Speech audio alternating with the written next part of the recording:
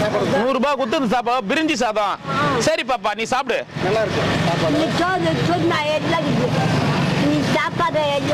நல்லா இருக்குதா? சரி. அந்த சாப்பாடு நல்லா இல்லையா? அப்படியே 100 ரூபா வாங்கினா காசு மட்டும் நல்லா இருக்குது, சாப்பாடு சரியில்லை. அவங்க ஏதோ பாவம் எடுத்துன்னு வந்து குடுத்துட்டு போறாங்க சாப்பாடு. அந்த மாதிரி இன்னொருத்தங்க சாப்பாடு நல்லா இல்லைன்னு சொல்லக்கூடாது. பாவம் கஷ்டப்பட்டு எடுத்துன்னு வராங்கல்ல அவங்களும். அவங்களும் இல்லை, மற்றவங்க கொடுக்குறவங்களும் மற்ற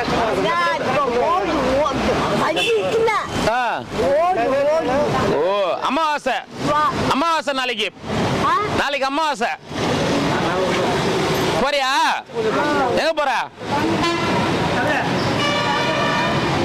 சாப்பிடு, பிரிச்சு போட்டு சாப்பிடு. இப்பயே ரசம்